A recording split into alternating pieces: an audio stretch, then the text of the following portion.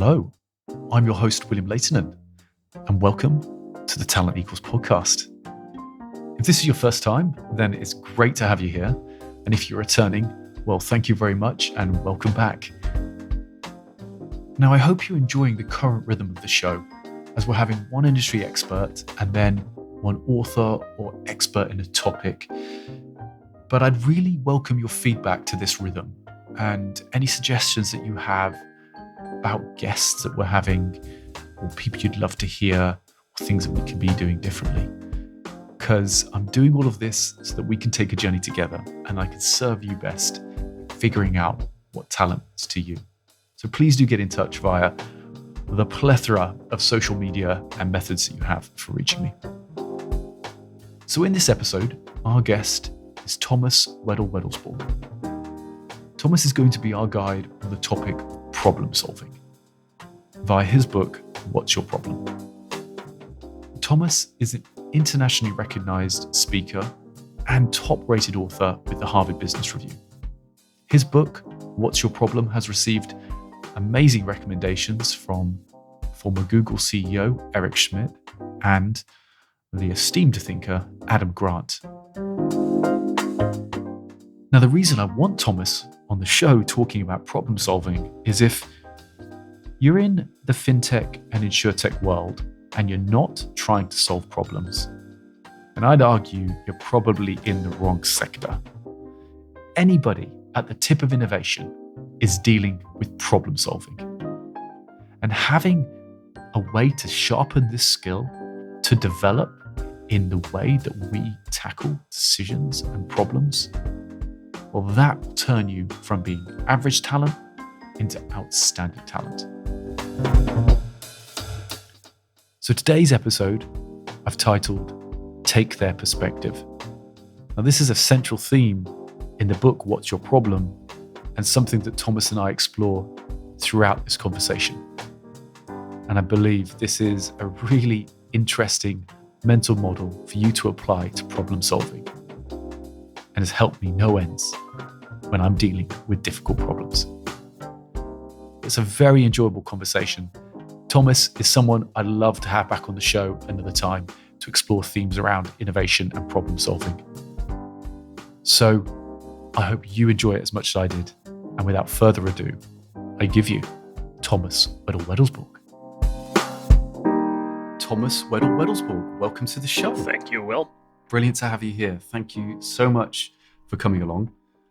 Thomas, where in the world are you right now? Sitting in New York, far from my ancestral home of Copenhagen, where I'm originally from. Okay, it's good to know. Well, it's thank you for joining us in New York and crazy times right now. So I'm speaking to you from Devon, England, in deepest lockdown right now. So I don't know which one of us is better off, actually. So there we go.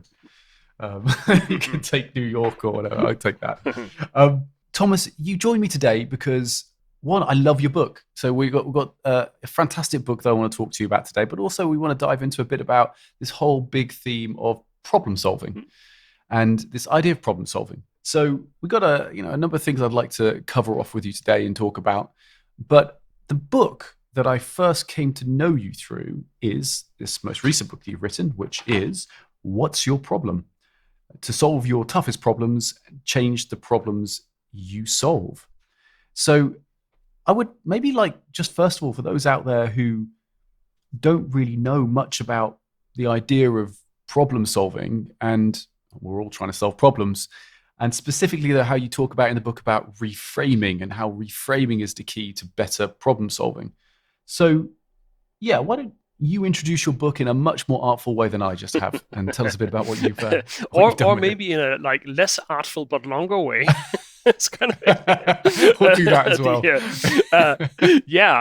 I mean, in brief, it comes down to the fact that there's kind of a missing skill in our problem solving toolkit. We've kind of been trained to think that problem solving is about analysis and then solving, right? You analyze the problem and then you go fix it somehow. But before that, there's really something that's called, in academia, problem finding, or I like to call it framing or reframing the problem in practice.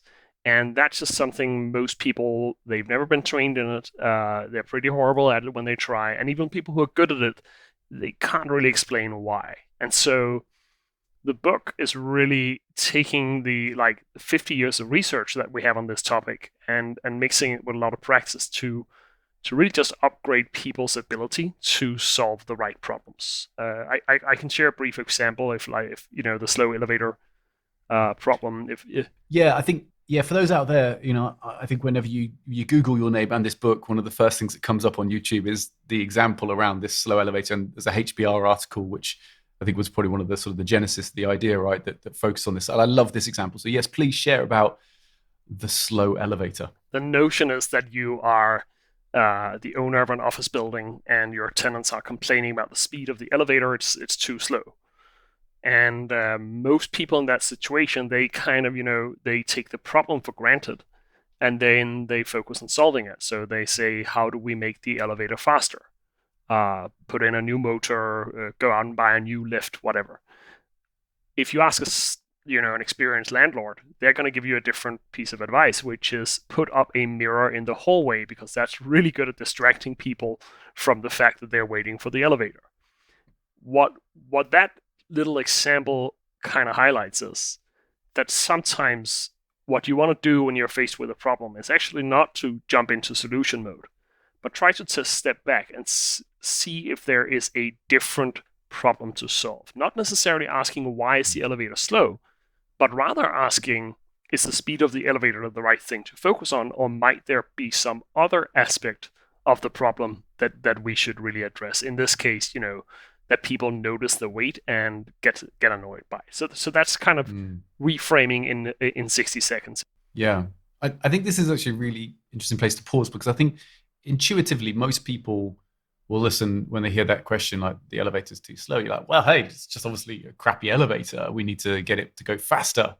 And that's this sense of like us diving straight into solution mode, as you talk about. And I think even when I'm posed with that question, first of all, you kind of go, well, isn't it obvious? You just need to get the elevator to go faster.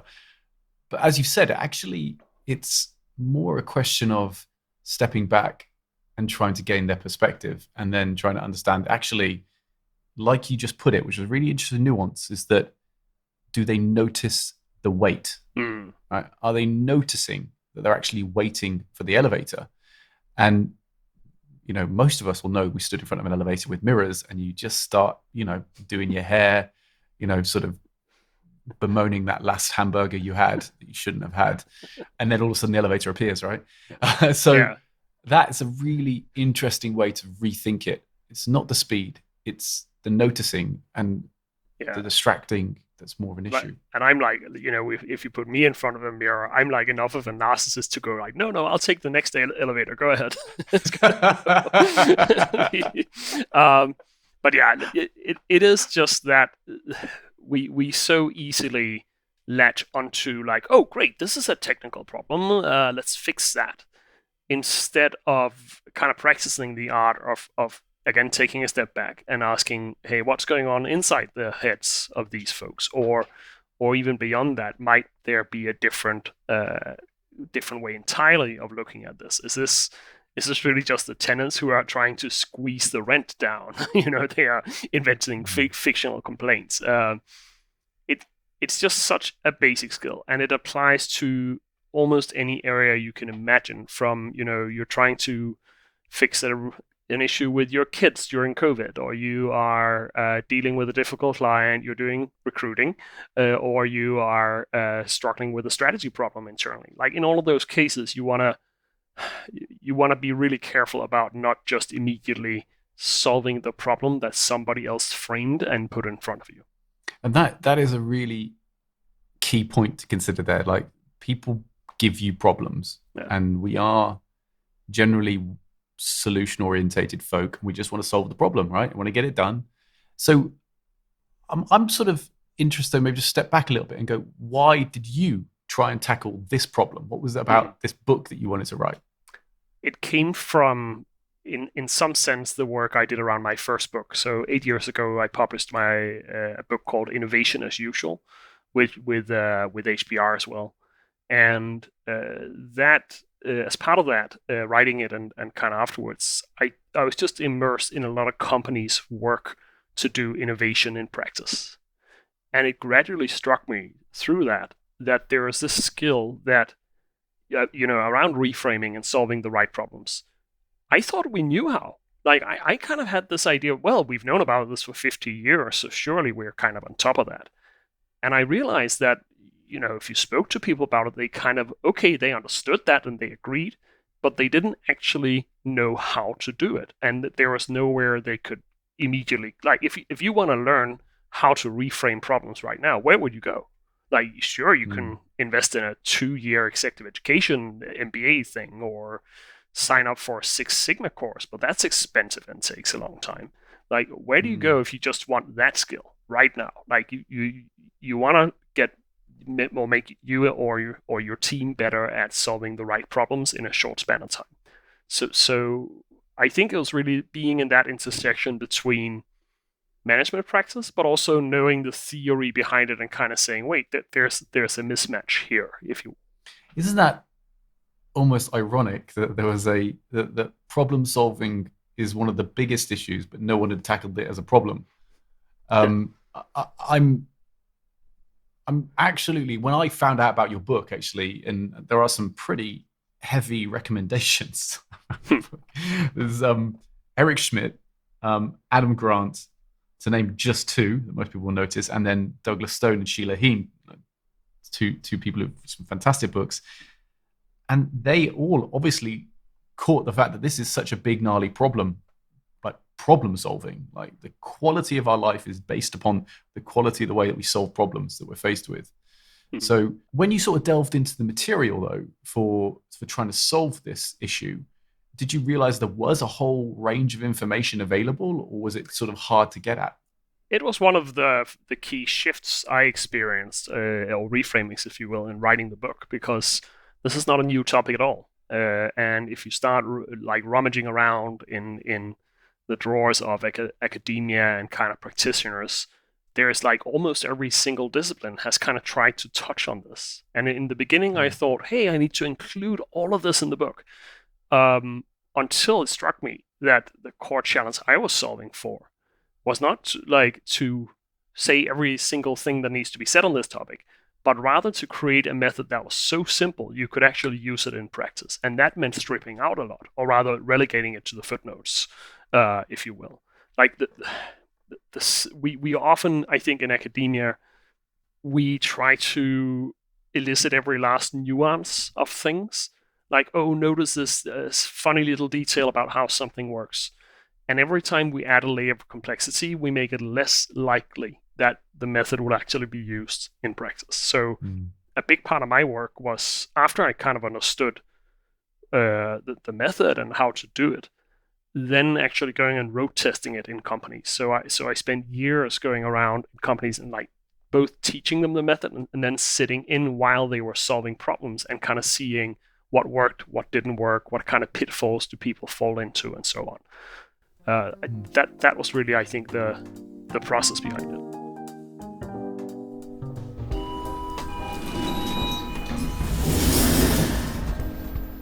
Is there anything from those experiences that was quite counterintuitive that you found, that you observed? Speed. I think if you talk to people about problem diagnosis, like 9 out of 10 will throw that fake Einstein quote at you, kind of, oh, if you had an hour, I spent 55 minutes thinking about the problem and 5 minutes thinking about the solution. That's horrible advice. It doesn't come from Einstein either. It's some random guy who said it at some point. What that advice really tells you is to get trapped in paralysis, like in analysis by, like, paralysis by analysis, it's called. In the real world, thinking that problem diagnosis needs to take a lot of time is just a recipe for never getting it done, because for 99% of your problems, you do not have the option of going off to the mountains for a week and thinking deep thoughts.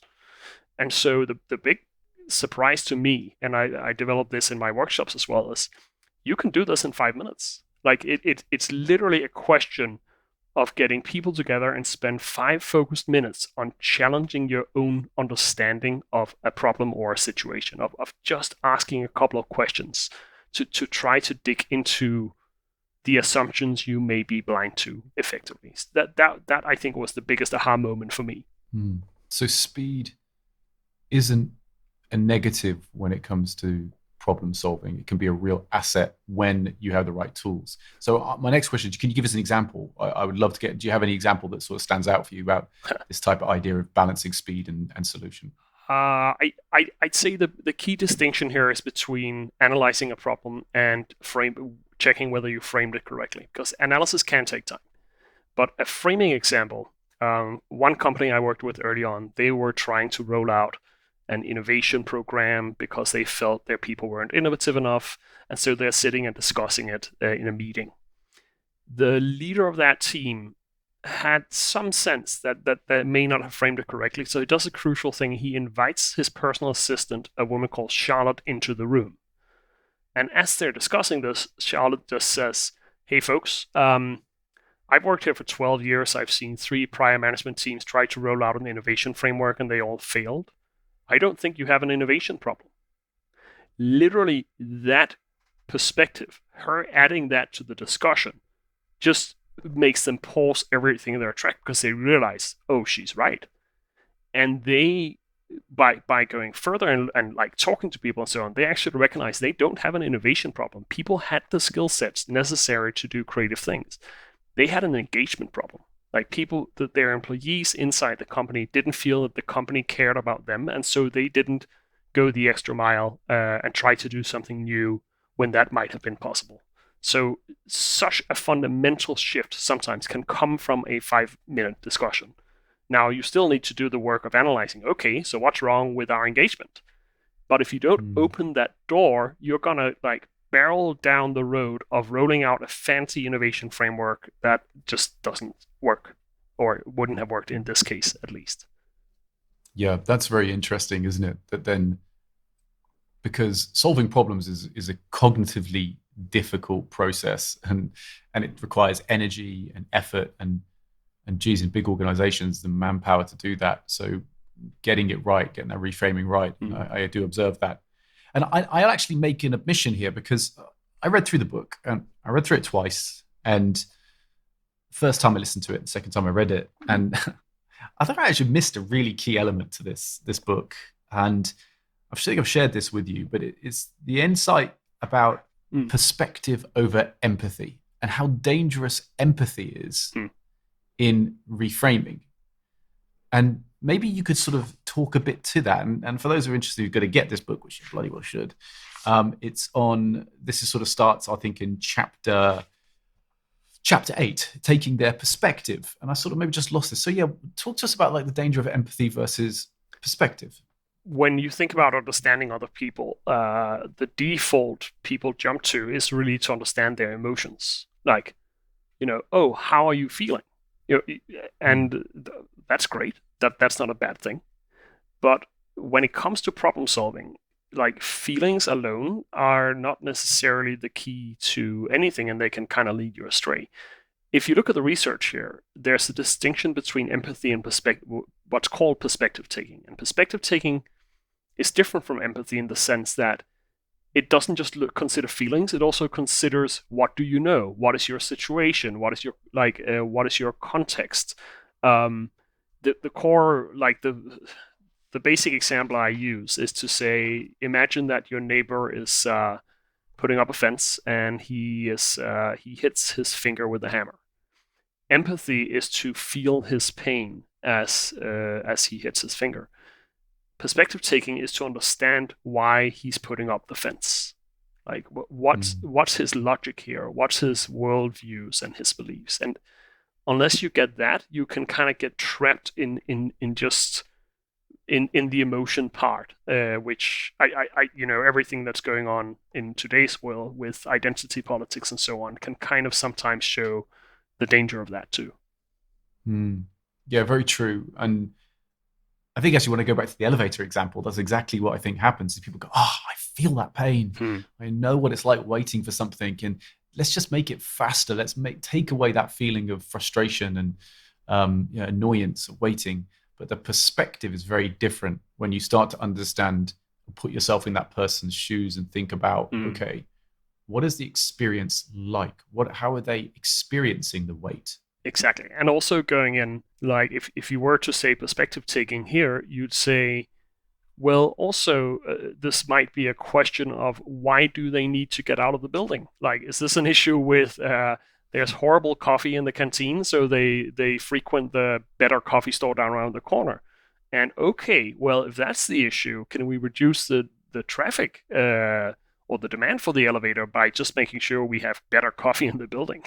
I mean, what I'm highlighting here is the mirror. It's kind of a memorable example of how to solve a problem differently, but it's not the only answer, and it's not necessarily even the right answer. The point is that when you go in and when you start applying this perspective, you can identify typically many different ways of thinking about a problem. Another one could be, well, they need the elevator at 12 o'clock because that's where everybody's lunch break is happening. How about staggering the lunch break so we spread out demand? All of this you don't tend to get unless you consider both reframing and you step beyond the immediate feelings of the situation and look at the bigger picture, the context of the situation, the knowledge people have, the goals they're trying to achieve. That's a very interesting way to think about it. And I have my own personal example that the book really helped me think also about the way some of the problems I was facing recently. And I had one at this Christmas time, as maybe many parents will, that my eldest son really wanted a new bike. And the bike, he already has a mountain bike, but he wanted a full suspension mountain bike because he believed he wanted to do downhill and various other things. And so he went straight into a solution mode. Like, I know what I want, so I want to get a new mountain bike. That means I need to buy the mountain bike. Now, I inadvertently got sucked along in that journey as well, trying to help him solve the problem that he had, which was he wanted a new mountain bike and how we could get one for the money he had. But it took me probably a few days to think, actually, hang on a second. Am I even trying to solve the right problem here? And something didn't feel right. And it was at that moment with him that I actually took a step back and said, what does he actually want? What is the truest, sort of perspective of what he's looking for? And I actually thought that true outcome of what he wanted was fun. Really, when it got down to it, he just wanted to be traveling at speed through mud, feeling like, feeling good. And at that moment, I was helping him reframe it. And he's already got a mountain bike. He wanted to maybe buy a few more features that would enable that to go a bit better, because I asked him, like, what were the other things that would help you do this? And then we realized he didn't need to buy the mountain bike, so he could then purchase add-ons, which would be much cheaper, much easier, and he could keep his bike. And I thought that was, had I not taken a step back and not sort of tried to gain some perspective on the whole situation, I'd probably be sitting with a very expensive mountain bike right now in the garage and not necessarily needing it, right? Yeah. And I think the secondary thing I got, and I wonder what you think about this, is because as a parent as well, I actually then started realizing that maybe I was trying to solve his problem for different reasons that he was trying to solve his problem. I.e. that I was trying to be a good parent, I was trying to be, provide. And then I realized actually what I need to do is teach him money management skills and delayed gratification. And that brought a whole new set of problems I needed to try and teach, which starts loading on and on this sort of cognitive load that you have, the energy that needs to be associated with said problem. So, yeah, I sort of wonder what you think about that. I mean, how these sort of problems start multiplying and compounding almost, or why we're tackling them in different ways. What strikes me here is how often we don't understand our own goals. It's surprisingly so. There's a psychologist, Steve DeShazer, I talk about in the book. He worked in the 80s. He's a big figure in the field.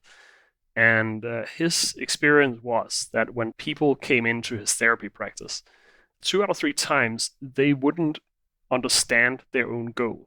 Like they weren't capable of giving an immediate answer to the question, well, what do you want? Like, what does success look like for you?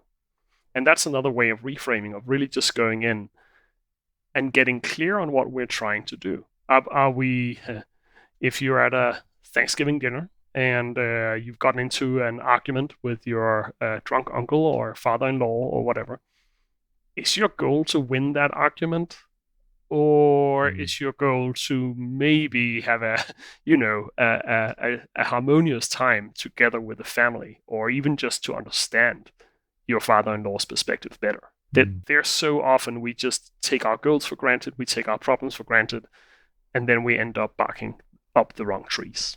That is a very true observation of where we're at the moment with the debate in politics, this Hmm. polarization. People are feeling certain ways, but not being able to take the other perspective, or maybe recognizing why you even want to take somebody else's perspective. Hmm. Um, I wonder what your thoughts are on that. I mean, this idea of reframing it, we focus it on business, but it's ultimately a human activity, right? Yeah. We're thinking about the way that humans solve issues. So, yeah, do you have anything to add on that point? Well, I mean, one of the reasons I wrote the book is because this applies equally to big societal problems. And I think if you even look at the whole Black Lives Matter question, one of the things that, of course, arose was this idea like defund the police.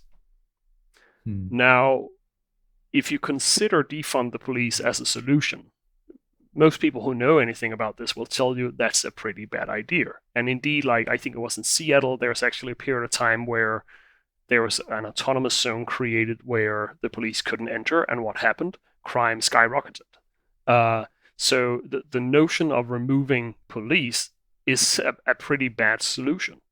Now, on the other hand, if you take the expression defund the police, well, it's presented as a solution, but what it really is the expression of a problem. Like it is the recognition that something is off here and we need to fix it. And many of the existing reforms we tried, they haven't worked. In that sense, I I think there's something very true about it, and we need to rethink how the police are trained, and even to delve deeper into that. Like there's an economist at Harvard, Ronald Fry, who's kind of he's gone very deep into that and kind of tried to really tease apart what's really going on in this situation. The danger here, of course, is again with emotions that debate becomes so politicized and so emotionally overheated that we start just missing the nuances, and you just go, well, that's a nail, let's take the biggest hammer we can find and sling it down on Mm. that nail. um, there's a long history in anything public policy and whatever that when you do that, you create more often than not, you create unintended consequences and things get worse instead of better on some parameters. So Mm. there is a reason we have if I could say this provocatively, we have a representative democracy. The whole idea of that is to go in and trust that some experts with good intentions can actually find better solutions than if we simply were to give everybody a direct vote in saying, oh, here's what we do on every single issue of governance. Because we do need to understand these problems in more depth. We do need studies. If you drive purely with your emotions at the wheel, you sooner or later go off the road. Yeah, I find actually this is an interesting example about defund the police because depending on where you are, if you're in a community where in this way taking perspective is really important. If you're in a community where you feel marginalized, you feel discriminated against, you feel like maybe the answer is yes, let's defund the police. And if you live in a suburbs of where you have a big house and lots of property that you don't want stolen, you probably think, no, we need the police because I need my stuff protected. And if you don't first of all even appreciate that there could be a different perspective right there, then that's a problem. And then when I was hearing your point there around that is, defund the police. If we're jumping straight away to, well, their solution for that is to take away money. Well, it could mean defund the police in terms of purchasing military grade weaponry Yeah. to use in civilian situations. It could mean defund the police in some sort of training which is inefficient in the protection and restraint of citizens. There's a whole kind of a set of nuances. I suppose if you spent a bit of time reframing that problem and saying, actually, what is a better way to solve it? And Yeah, I'm Mm. really drawn to that because there's so many big issues, and I think on the climate change one, if I'm honest, if maybe we could touch some big topics right now. One that's close to my heart, which is around climate change, and it's such a big problem with so many Yeah, facets. And I'm personally interested in the protection of forests facet of that, yeah. and specifically one of the really gnarly problems is around carbon credits. I don't even know this, but I'm discovering that carbon credits are a hugely inefficient solution for the Mm. problem Yeah. because they only solve one part of the problem and they're very prescriptive in how they can be applied. Well, it's now you bring. I saw a really thought-provoking example of reframing, and this comes from, I believe, the name is Megan Christ, wrote in the London Review of Books about carbon footprint. Now, who do you think invented that idea of a carbon footprint? That came from British Petroleum. Hmm. Why would British Petroleum invent the carbon footprint as a concept? Well, there are some different interpretations of that. You could say they genuinely wanted to create an understanding of like the individual person's contribution to our climate crisis. Or you could say, well, this is corporate window dressing, and they're kind of doing this as many greenwashing. But I think this interpretation may not be true, but it is nefarious. It is a very, very elegant way of shifting the responsibility onto individual consumers. To say solving the climate crisis is about your actions as consumers, that you choose to fly less or whatever it is, which may to some extent remove the attention from the fact that part of the solution here is systemic regulation of many big companies, including perhaps British Petroleum or Mm. BP. So what this is highlighting too, and I don't use a lot of time on this in the book, is of course that reframing can be used as a weapon as well. Mm. Everybody knows the classic example of, do we call these insurrectionists, are they freedom fighters or are they terrorists? But that goes quite far. There's a huge benefit to increasing your problem literacy, to understanding framing of problems better. You also become better at discovering when somebody's trying to manipulate you, if you will. Mm. That is very true. There is a positive and a negative side to this. So that's interesting here. And I recently heard this very point around carbon credits. Maybe not know that you can't apply for a carbon offset when it comes to forest protection unless that forest is deemed to have been under imminent danger or has recently been deemed to be in immediate logging Mm. danger, basically. So if you're protecting pristine central rainforests, which are safe from logging as such, Mm. by purchasing them, you can't offset the carbon as a purchaser of that, which to me sounds crazy because you're still doing effectively the same thing. But I get it. There's still this issue that they need to say and somehow that would be, they need to define in some way. But Yeah. equally, you could exactly say what you said. Who else has an interest in framing this problem in the way that they're framing it Yeah. to create to meet their own needs? So, do you have any other examples of how maybe reframing how we can look out for bad reframing? Well, I think one of the instinct, and this comes back to perspective taking. One of the interesting findings in this is that you can't trust your own intuitions too much. This is an original finding by Kahneman and Tversky. The notion that perspective taking has two components. It's called anchoring and adjustment. Anchoring is to step into somebody else's shoes. Adjustment is to, after that, ask, how might they be different from me? Simple example I like to use. Imagine you have to go out and buy a toy for your 8-year-old nephew. Now, anchoring is when you imagine yourself as an 8-year-old and you say, well, okay, if I was 8, what would I be excited about? Well, that red fire truck over there, that looks really exciting. I remember I played with something like that when I was a kid. Adjustment is to ask, how might 8-year-olds today be different from what my preferences would have been as an 8-year-old? And the answer here would be does the red fire truck have an internet connection? Because if not, it may have a very limited shelf life in your nephew's toy collection. Absolutely. Uncle Thomas is not cool, they might say. Yeah. Exactly, right? So what people there's another researcher, Nicholas Epley, who's kind of talked about this.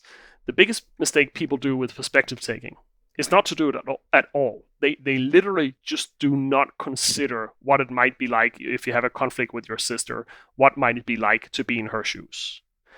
The second mistake, though, is that you imagine it, but you don't invest enough effort into it. Like, what must it be like if you voted for Biden to be a Trump voter? Well, they must clearly just be stupid and not care about anything. Like, it is so easy to jump into some kind of, easy prejudice about other people, or forget to question whether they may have a different life story than yours, and so on. And one of the core findings from perspective taking is you actually have to question that guess, your first guess, no matter how true it feels. Like, it can feel very intuitively true. Oh yeah, that's right, and yet you will get better at understanding others if you go beyond that and ask, okay, so that's one hypothesis. What else might explain my sister's behavior in this situation? Have you found in working with companies then, like how long it takes people to sort of build that muscle of perspective taking? Because my own experience, it doesn't come easy, and it takes a bit of time to continually try and take somebody else's perspective, right, on something. Yeah, it does, and I think one of the mistakes companies make is to think that it's only a physical act.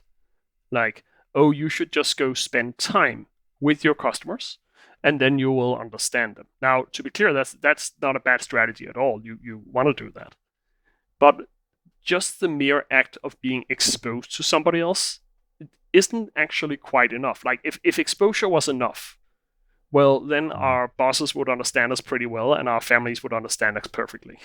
You kind of have to also get into the mental journey of kind of truly being curious about who they are, what they want, how do they see their goals, what, like, even down at an identity level, if you want. And the good news is here, there is a good deal of kind of tools available, especially from the lean startup world, where you can go in and, like, user journeys and customer preference mapping and all of those things that can help. Yeah, I don't want to direct people. I don't want to direct people away from your book too much. But you're absolutely right. There's some really good on the testing business models, and there's some great work done on that where you draw out your customer and you think about what they want. I think actually, first thing I thought there is like, it's really hard taking other people's perspective. God, and if just being in proximity to people was the answer, we'd also understand ourselves entirely if that was the case. And often we don't, do we? We really just don't even understand ourselves a lot. So, and I know from my own interests, if you look at a lot of the fundamental beliefs in ancient philosophies and religions like Buddhism and Stoic philosophy, the central tenets are about perspective, about seeing things clearly, seeing things truly for what they are. I mean, I was kind of, again, a bit stunned really when I finally got your book. I was like, oh, wow, this is such a cool topic that I really, really want to read. And you're reading through and I'm going, oh my God, this is like something we should just be learning straight away at school. I mean, this should be fundamental, right? Taking somebody else's perspective. We teach our kids in a way, look, be nice. How would you feel about it if somebody did that to you? But maybe we're doing it wrong. We're asking about feelings again. So it can be done, but it just takes lots of effort, right? Yeah, the good news is you can get better at it relatively rapidly. It's not like becoming a true ninja wizard master of this takes time. But even a little... Is that the badge? Ninja wizard. Exactly. I want that one. There's a tattoo and there's a club. It's kind of thing. No, I mean, even taking one or two steps in that direction can help. Like, it is not a difficult... Well, it's a difficult hill to reach the top of, but actually starting to climb it and getting a clearer perspective, you do that relatively fast. I wouldn't throw the towel in the ring too quick. I mean, what you brought up before with knowing yourself, One of the people I talk about in the book, Heidi Grant, who's a social psychologist, has this kind of useful advice, which is basically ask somebody who knows you well, what do you think a stranger's impression of me would be? Like, if you didn't know me so well as you do, what do you think people might think about me that you of course know is not true? And that's really just an elegant way of allowing your friends to diss you without kind of they can say things, I know you're such a loving person, but strangers might think that you're an egotistical asshole. It's kind of like it's slightly exaggerated for effect. For the same reason. No, I'm sure a few have said that about me. Yes, there we go. That's a great one. So the question would be, as someone who knows you, what others might think of you if they just met you effectively. Yes. Like what kind of impressions may you be giving off without knowing it?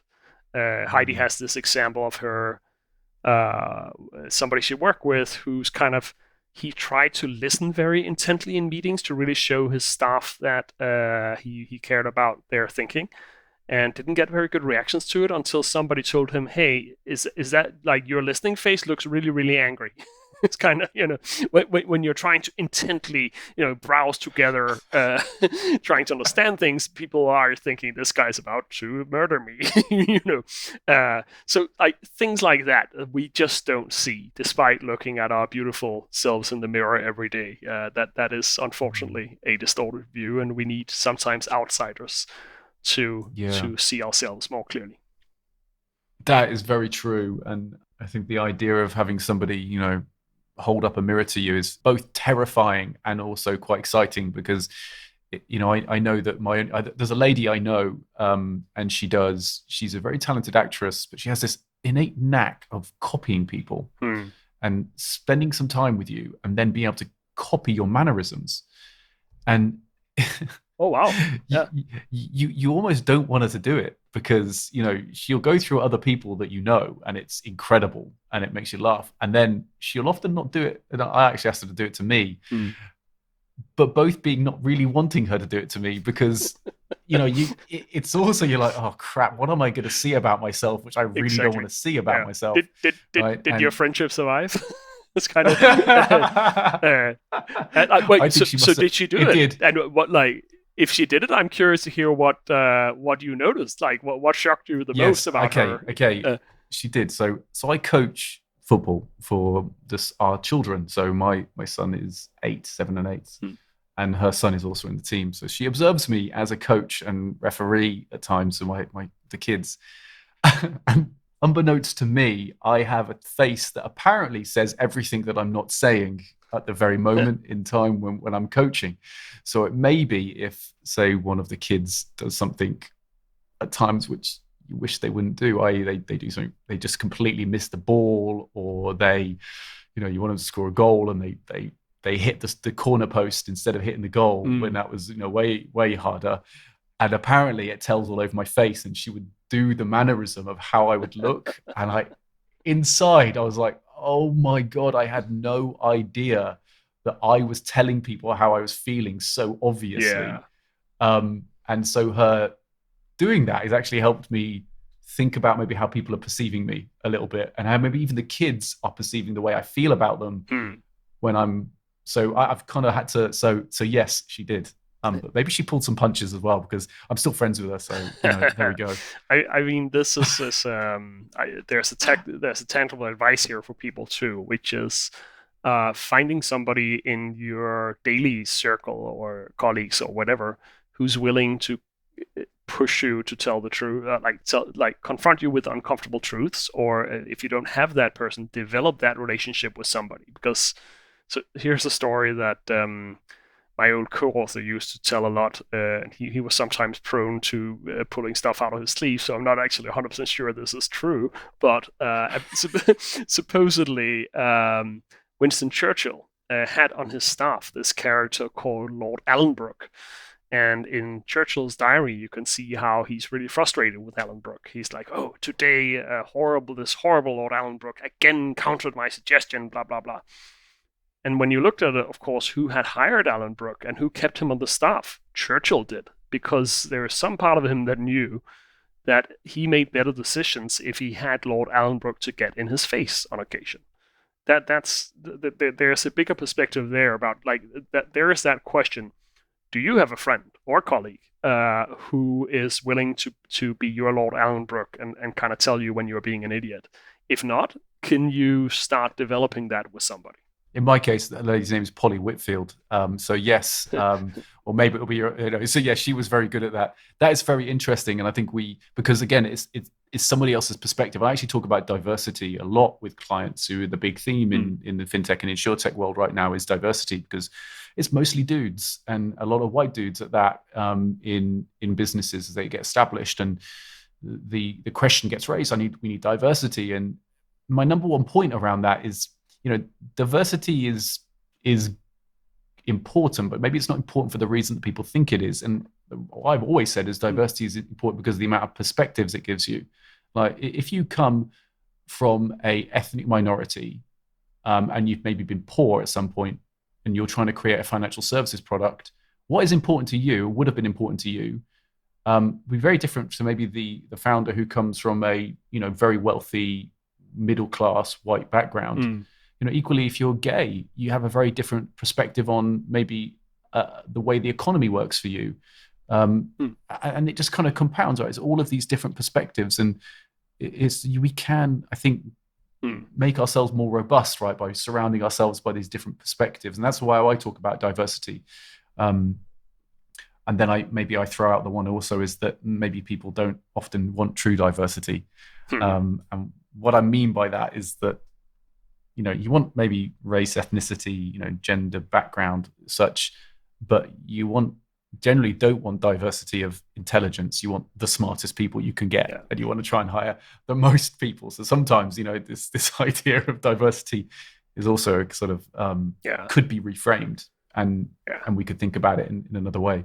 I think, I almost kind of want to latch onto that a little bit, because I think there's some interesting perspectives with diversity. So diversity in problem solving has a good track record of being really helpful. So yes, especially when reframing, like having people with different perspectives, they can better see blind spots that the rest of the group might not identify. I think there's an interesting, it's not a misconception, but it's a pitfall around it, that say you're working on a technically complex problem or something like it, and then you try diversity in the sense of bringing in somebody who's not, doesn't have the same detailed understanding of the problem. They are actually helpful, but only if you use them right. Because the mistake people make there is to expect the outsider to have answers for them. And I can tell you, if you're dealing with a technical problem and you pull in an artist or an Australian watchmaker who does wood carving, they're not going to be capable of giving you an answer because they don't fully understand the problem. The key thing is, what they are good at is to ask questions that makes the problem owner think differently. They can come in and prompt thinking on behalf of the team that are genuinely experts, which can really make a difference. You're going to miss that if you just expect the balloon animal artist to waltz into the meeting and strew you with solutions to climate change. That tends not to happen. That got me thinking, actually, a really interesting point, going back to the football coaching, that I'm trying to teach the children about football. And, often you start with this idea that you want them to do, wing play and cross the ball in, all these complex things. Then you have to go, actually, hang on a second, I need to take it back to basics. And how this came about to me is in that idea of asking a non-expert it was actually Samantha who works with me. She has no idea about football. She's never coached football. And so you're right, I could never expect her to say, give me expert advice on how to coach or tactics. But you know what she did? I was talking to her about something I was trying to teach. She went, "What's a throw-in?" And I went, "Oh." And she, "What's a sideline?" And I'm like, "Oh, you don't know what that is?" And I realized probably the kids don't know that either. They don't know necessarily what a throw-in, and it was true. They didn't know what the goal line was. They didn't know what a goal kick was. They didn't know what the penalty box meant. They had all of these things that we presumed were right. Now, you're right, though. I had to use her feedback, her reframing in a very certain way, but it was nonetheless invaluable for me in having a better perspective on what I was trying to solve. Yeah. Really good example, I think, of just like how this works in practice. It can be so impactful and it requires you to be willing to listen. Like when somebody else might just have rejected that as stupid questions. You kind of went in and said, wait, there's actually something interesting here that I might be capable of learning from. My old co-author again, I remember we saw jointly this presentation by somebody who was a really horrible presenter. And I noticed that, like, I sat there and I went like, oh, that's wrong and that's wrong too, and kind of, and he was sitting happily scribbling. And I asked him afterwards, like, didn't you know why were you so happy? Didn't you notice that the guy was an idiot? And he said, oh yeah, but I used him to think. He used that idiot input to kind of spur new thinking on his own behalf. And I thought that was such a beautiful example of kind of how to reframe. I spent all that time sitting and saying, no, that's also wrong, which is useless. Yeah, that's a very interesting point, isn't it? The opportunity for learning is really dependent upon the learner, not really the teacher as such. That's an interesting way to think about it. It's a nice, interesting reframe. I think at this moment, Thomas, I'd like to pivot a bit, because I think you and I share an interest, and you're far better at it than I am, and that's around writing. And you've written now 2 books, and this book you've created here. I just think maybe you'd sort of talk us through a bit about it, because I think writing is such an important skill for people in industries or professional people to develop, but it's a very difficult one to develop. Yeah. So I wonder what your thoughts are on about writing and how you create, and you can sort of take it anywhere you want. So I'd say overall that writing in my head is not a skill, but really a collective of skills that are not necessarily correlated. So one of those skills is, for instance, just like being good at stringing sentences together. And there are people who are really smart, but who are bad at that. And there's no shame in such a situation in going out and like find a co-author or a ghostwriter or whatever, so we can get your really great thoughts out there. The skill I want to zoom in on, I think, is that of almost, I think of it as insight development, or kind of even deciding what book to write. If it's a book, or this could be an article, or for that matter, it could be if you're giving a talk, what you want to zoom in on. Because that, I think, is that's the kind of the skill that people know the least about. Like there's advice out there for how to become a better writer, like the craft. But how do you become better at understanding what to write about?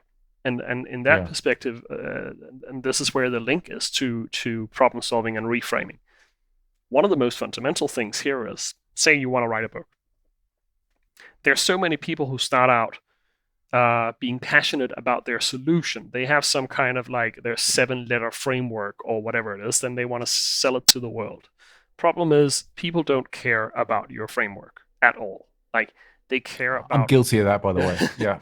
Oh yeah, but like, real painful for me. We all do it. Like we have this baby in our heads, and we kind of, oh, this is a wonderful baby, But this is a point again we spoke about earlier. Doc Stone and Sheila Heen, who are they're 2 of the people who gave me feedback on my book as I was writing it. Super helpful and amazing people. And one of their core points is you kind of have to start not with your solution, but with a felt problem that your readership has. It has to be some kind of challenge that your audience is struggling with, and it has to be a felt challenge in the sense that it's something they need to actually recognize. You may have an idea that they have a different problem, but that's going to be hard to sell to them. You need to start from the point of, hey, what do you experience? Like, do you also experience that it's hard to motivate your team? Well, here's some good advice on that. So it's just such a fundamental thing, but I see budding authors spend ages fleshing out their wonderful theory and never really just doing the work of getting clear on what problem does this book help my reader solve. So when you're going through that process, I mean, and this is touching a lot of Mm. interesting points for me because I'm dealing with a similar issue. I have a good solution, but I don't know if there's actually a good problem for it. I think there is a good problem for it, but I don't know if people feel it. They don't feel the problem, and Yeah. that's very hard to attack giving a solution if they don't really feel it. Mm. Um, so how is there like a methodology? Do you have a way that you do this? Is somehow you're approaching this? I know you've got the Yeah. book, but any other tips you can give out to all these frustrated writers? Yeah, I think a couple of things probably. I think the first one is just the distinction that's helpful to understand. And that's this distinction between obvious versus overlooked problems. Now, this is going to sound a little bit counter to what I just said, and I'll explain in what sense these two things are compatible. But you can tackle an immediately obvious problem, like we spoke before about how to motivate your team. Right now, there's a ton of people struggling with that. My sister-in-law, Merete Wedell-Wedellsborg, she just wrote an article on HBR about that topic, how to energize your team during COVID, and that became HBR's most read article on the site for all of December. So clearly there's something powerful, if you have good advice, of kind of really hitting the head or hitting the head of the nail on the a problem people feel right now that is really taking up a lot of space in their heads. Now, I almost feel like I need to pause here a second. So your sister has also now got what the hell is in the water at the Wedell-Wedellsborg house? Can you get some for me, please? In this case, only the art of picking a good spouse, because it's not my sister, it's my sister-in-law. So it's my brother you should be crediting with. She's married to my brother.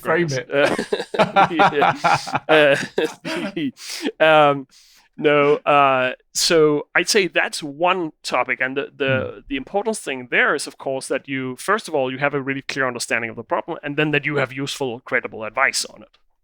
Now, I've gone a different route.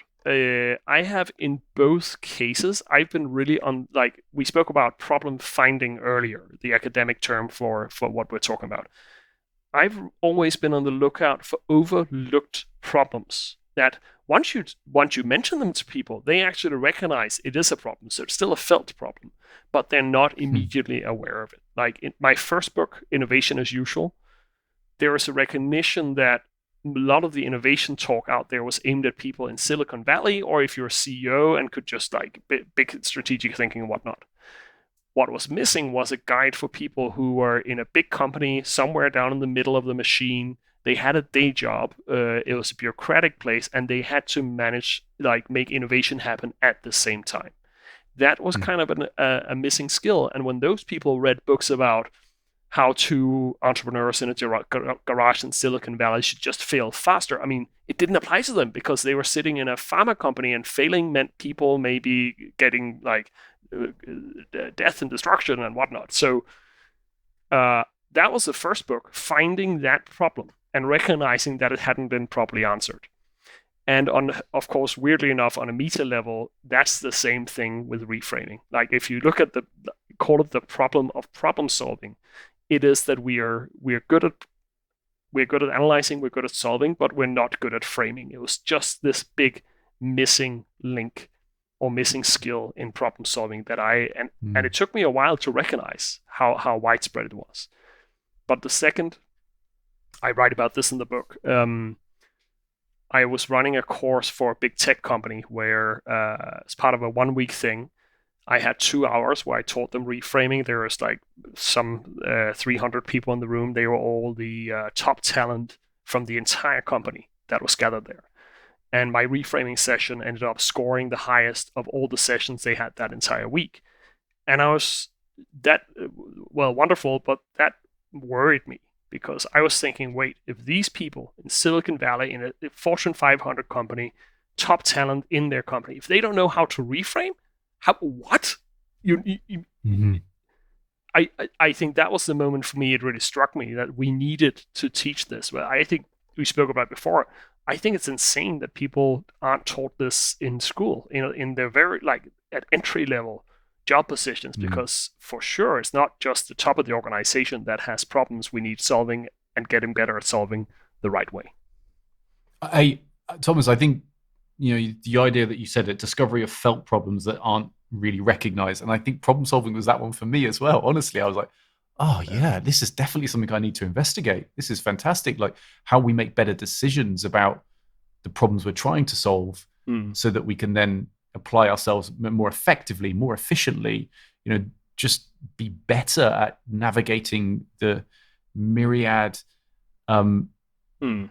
problems that we're constantly faced with. And yeah, I mean, I feel that. So I think when I was hearing you say that, I suppose my initial thought was like, well, have you got any heuristics that have you found help you uncover some of these? Anything that's sort of like the sort of the canary in the coal mine Yeah. to Yeah. you're getting close to something. Yeah. I think I have both some discovery heuristics and then a heuristic for whether it's worthy of publishing, if you will. Uh, the discovery heuristic is that's basically, as a rule of thumb, I'm always, of course, I'm looking at cases. We spoke about that before. When I run into somebody who succeeds when you wouldn't expect them to, you're kind of like, wait, what happened there? Or this what goes counter to my beliefs about innovation and how it works. How come it worked?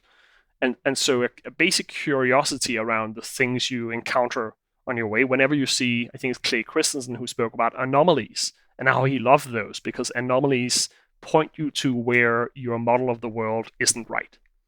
Um, I have a thing around common wisdom that, or cliches, if you will. Like in any field, there are these things that everybody just keeps repeating like parrots because they kind of sound smart, but very often when you go into them, there's kind of there's gold to be dug either by challenging them or by like for instance, oh yeah, innovation, the sky's the limit. You shouldn't put limits on yourself with innovation. Well, a lot of the successful people I saw innovate in big companies, they did that. They deliberately Yeah. constrained their search, and they were more successful than the people who thought it was about blue sky, just take all as much risk as you can get away with. Not always a good recipe. So Mm. I think I'm looking whenever I run into oft repeated kind of common wisdom things, I start to get curious about going further into that. The final thing I mentioned, um, one of the good tests for whether this can attract, for instance, the interest of a magazine or book publisher is to ask whether there's anything counterintuitive in it or new in it. Because if your recommended solution is something people already know, what's the benefit of writing about it? Like, why would you go out and share that? In the first article I wrote for HBR, the classic example here is you have a good idea, so how do you get that moving forward? Well, go to the CEO and get his or her approval. Okay, you can't write an article early on that because that's such an obvious piece of advice. And by the way, that's really hard. So Yeah. I wrote an article on how many of the companies, or sorry, many of the people I'd worked with in companies, how did they make things happen? Well, they actually didn't go to the CEO. They kept it under the radar. They started using their friendships and alliances. They started building small prototypes. And that way they kind of navigated the politics of innovation to actually make it happen. So you have to have, like, if you look at your answers and you say, well, this is something that's pretty obvious to people already, then at least it can't be the conclusion of your book. Then you have to get into the details saying, okay, if this advice is obvious, well, tell me the non-obvious truths about how to make it happen. Because anybody can tell you it's a good idea to spend 4 times as much time with your customers and your individual employees and really coaching and listening to them. But how on earth do you do that in practice? If you can tell me how to do it in practice, now I'm listening. If you're just telling me Mm. that I need to spend more time listening without telling me how, that's useless. I mean, that's you told me something I already know, and that's really difficult to do. Thank you. And that in that final one, this idea of sort of counterintuitive solutions, it's because I said what I feel in that is that it unlocks like a felt problem back to sort of Sheila Heen and Douglas Stone's Mm, thing, that it unlocks a felt problem for you, that and there's like a surprise associated with that, and then in that recognizing that there's Oh yeah. So of course, you don't want to let everybody know about it first because then politics just destroys the idea. Mm. So building these sort of underground networks, if you want, of sort of innovation to get your thing to prototype before reveal it. That can sound like a really cool way to do it. I hadn't really tried that, but it makes a lot of sense. I get it. Um, that's is so that in that there's some an opportunity to uncover a real felt issue, a Yeah, felt problem, as you put it. yeah. And like linking Mm. back to how do you know what to write about? I mean, my understanding from all of that came from people whom I had studied. So I have a habit of whenever I run into anybody who's done something really interesting, I go in and I want to write a case about it, and I say, hey, tell me exactly how this happened, and let me talk to your colleagues as well. And like, suddenly you get all the richness of a real case that illustrates it. That I think one of the problems with people who want to write is that they have a theory, but they don't have specific examples, and then you have to ask, well, if you can't actually mention a real world example uh, that of your theory, does it hold water? Like, it's a lovely theory, but people need both the abstract theory and the tangible examples of how somebody put that theory to use in order to make it work. Mm. From my book, there's a ton of examples from most of them from people I work with for how they solved problems differently. Without that, if you don't have the examples, it's uphill, and people don't want to read again about Steve Jobs. It's actually more interesting to read about some completely unknown person who had an interesting problem, and your merit is that you sat next to that person as you helped them solve that problem and can tell the story. And so this is, I suppose, the idea of like kind of identifying a problem and then testing that problem, and then having to go out to making sure that testing is making sure that other people are actually trying to are fixing it that way. Yeah, Are there anybody else? So you've yeah. got this identified this underground approach to developing a product, and you have to go out and find us. And, I think the anomalous success one, and mm, and I also really like the way that you use the cliche idea or the sort of common wisdoms and how to attack those. And is there something in that that's yeah, really obvious? it's almost an evidence of itself that if people knew how to do it, we wouldn't be repeating it so often. Like, keep Mm. an open mind. Yeah, it's kind of again a useful piece. No, sorry, useless piece of advice because it's easy to say, but nobody like knows how to do it when they're standing in the moment. I think one other vetting thing that's necessary to add here is you can be led into drawing wrong conclusions if you only, for instance, look at the winners, or like classic example is from the Steve Jobs story that people conclude it's a good idea to be an asshole because Steve Jobs was sometimes, at least in his early career, an asshole, but he may have been an outlier. And so what you do need to do is to burrow through the theory in your field too, and kind of understand what does the research look like here, because research is it's really just a compilation, a systematic compilation of lots and lots of different people's experiences with a specific thing done in a way so we know we can trust the findings. And if you have a pet theory and all the research speaks against it, I would say then you have a problem. And yeah. So maybe for like the average listener who's out there, maybe as a divisional head, and they're thinking about this research, and maybe they're thinking, oh my god, for I know you've been published on HBR a number of times, and it's a really a pinnacle website to be on, and there's a lot of people competing for it. So I suppose in sort of getting onto that, what do you generally have to put into the sort of research of an article? For example, I mean, you want to talk about a book, but Mm. just to get the evidence that you just talked about, to test your hypothesis to the point that you're ready to know that your problem needs a Yeah, solution. yeah. I'd almost like to kind of like from a very practical perspective, say you don't need to do the research yourself always. There's people, Hmm. lots of other people who may probably have studied what you're doing. So it's often more a question of finding it. And a very specific thing I do is using Twitter for it. Most people think of Twitter as this cacophonious hell of people shouting at each other about political opinions. But if you find the right people to follow, there are actually researchers out there from really interesting kind of institutions that post about new research. One particular guy, like this guy called Ethan Mollick from Wharton. He just posts a ton of Ethan Mollick. He wrote a book called The Unicorn Shadow, about like entrepreneurship. He posts a ton of interesting research, old and new, about entrepreneurship and related topics.